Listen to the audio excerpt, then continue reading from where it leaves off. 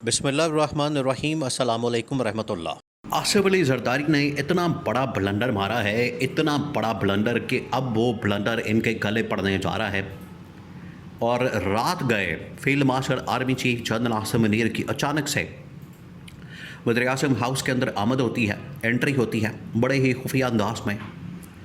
और वहाँ पर जो इंस्ट्रक्शन दी जाती है शहबाज शरीफ को, वो असल में आगे का जो नक्शा है उसके बारे में बिल्कुल बता देता है कि आगे क्या होने जा रहा है।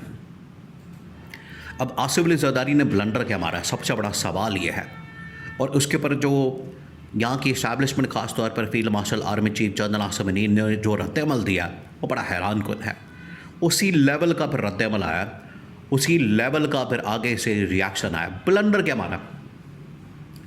ब्लंडर ये है कि आसिफ अली जरदारी ने जिस तरीके से आज से कई साल पहले, तकरीबन कोई आप कह लें कि 16 साल पहले, जब इनकी गवर्नमेंट थी वफाक के अंदर भी, सिंध के अंदर भी, और इन्होंने कोalition गवर्नमेंट बनाई थी 2008 के बाद। 2007 में जब मुशर्रफ के ख़िलाफ़ ये सब कुछ हो गया, लॉयर्स मूवमेंट और तमाम चीज़ें, और 2007 में ही बेनज़ीर भुट्टो को मार दिया गया। 8 में इलेक्शन हुए, इलेक्शन के नतीजे में ये डील हो गई कि ठीक है, पीपल्स पार्टी को हम गवर्नमेंट दे देते हैं। तो उन दिनों में साजिशें फिर शुरू हो गई। इन्होंने इस्टेब्लिशमेंट के ख़िलाफ़, पीपल्स पार्टी वालों ने, आसिफ जरदारी ने और इस्टेब्लिशमेंट ने इनके ख़िलाफ़ महाज खोला हुआ था। बड़ा ही ज़ोरदार किस्म का, धमाकेदार किस्म का आपस में एक झगड़ा चल रहा था। उस मौके पर आसिफ जरदारी ने अमेरिका के अंदर लॉबिंग करके, अब वो जो उस वक्त ब्लंडर मारा, सेम यही ब्लंडर आज मारा गया।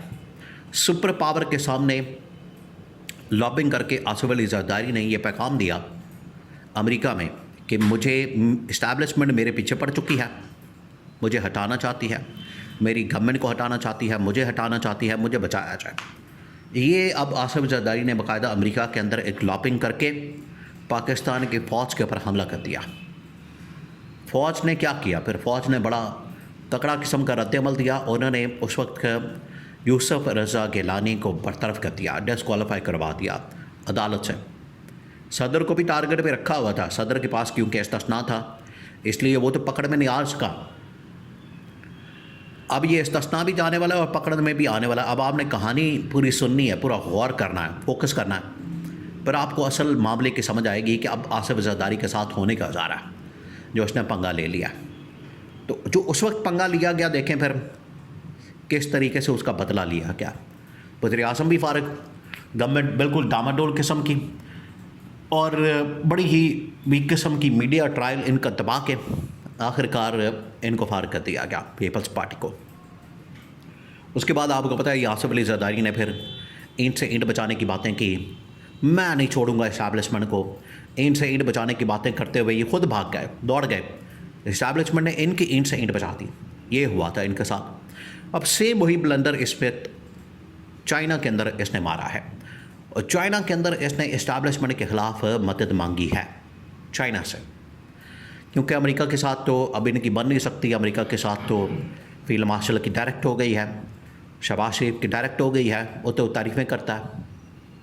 और यही शहबाज शरीफ की सबसे बड़ी थोड़ी बहुत कामयाबी जिसको समझा जाता है वो ये कि इसने वक्ती तौर पर रिलीफ हासिल कर लिया, लेजिटिमेसी मिल गई, सुपर पावर की, डोनाल्ड ट्रंप की तवज्जो आ गई, तो वक्ती तौर पर इनको रिलीफ मिल गया, सर्वाइवल हो गया। वरना ये अगर ईरान अमेरिका जंग ना होती, ये शहबाज शरीफ की गवर्नमेंट टॉपल की जा चुकी होती, फारग की जा चुकी थी। ये तो 40-50 दिन का टाइम मिल गया इनको, वरना ये गवर्नमेंट फारग हो जाती। अब ये समझते हमें शायद लेजिटिमेसी मिल गई है फील्ड मार्शल और शहबाज शरीफ को, क्योंकि सपोर्ट कर दिया है ट्रंप ने, तो ये बहुत बड़ी कामयाबी, इतनी बड़ी कामयाबी अभी नहीं हुई। अब चाइना के अंदर जाके आसिफ अली जरदारी ने जो उनसे सपोर्ट मांगी, जो उनसे सपोर्ट हासिल की, वो क्या थी?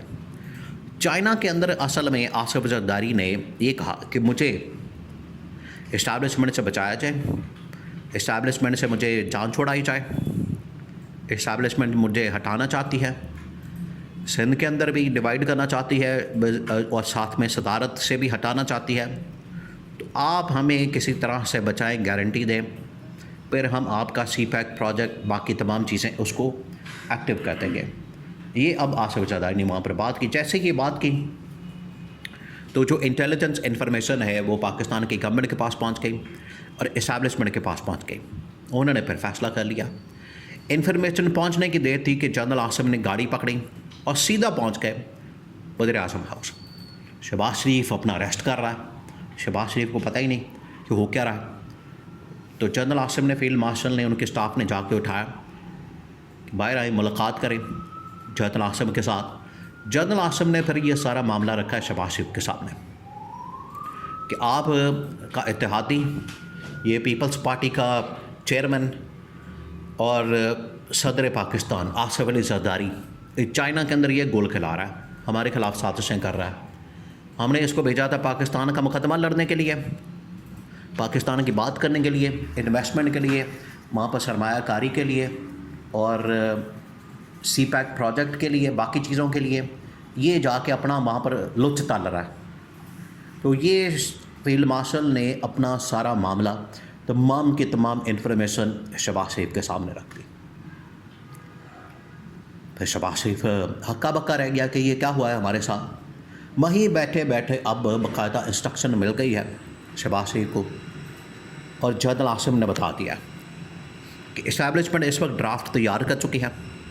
ड्राफ्ट हमारा तैयार हो चुका है 28वें तरमीम के अंदर। आपको बताया जा रहा है कि फ़ौरन आपने शक डालनी है उसके अंदर कि फील्ड मार्शल ओहदा सदारत संभाल सकते हैं और ये शक डाली जाए। इसमें नून लीग भरपूर सपोर्ट करेगी कि बिल्कुल ये होना चाहिए और हमने अब आसिफ अली जरदारी को हटाना है। ये अब लाजमी हो गया, ये अब नागुज़ीर हो गया। क्योंकि अगर हम उसको नहीं हटाते तो जिस तरीके से उसने चाइना के अंदर हमारे ख़िलाफ़ साजिश की है, जिस तरीके से पाकिस्तान के अंदर वो साजिशें कर रहा है, चाइना के अंदर जाके साजिशें कर रहा है। फील्ड मार्शल ने कहा कि दुनिया हमारे गुण गा रही है, दुनिया हमारी तारीफ़ें कर रही है, दुनिया हमारी फ़ैसले के ऊपर चल रही है, हम दोस्तियाँ करवा रहे हैं। और जनरल आसिफ ने एक और नुक्ता बयान किया। इन्होंने कहा कि ये जब ईरान के साथ हम बातचीत कर रहे थे तो अमेरिका के साथ इन्होंने ईरान की हिमायत करके और अमेरिका की मुखालफत करके उस वक्त भी यही ब्लंडर मारा था, उस वक्त भी यही इन्होंने हरकत की थी। तो इनकी करतूतों की लिस्ट इतनी लंबी है, इनके जो स्याह काले कारनामे हैं उसकी लिस्ट इतनी लंबी है कि उसको बयान नहीं किया जा सकता। लिहाजा अब चीज़ें आउट ऑफ कंट्रोल हो गई, हटाना लाजमी हो गया। आप ये शक डालें कि फील्ड मार्शल ओहदा सदारत रख सकते हैं, संभाल सकते हैं।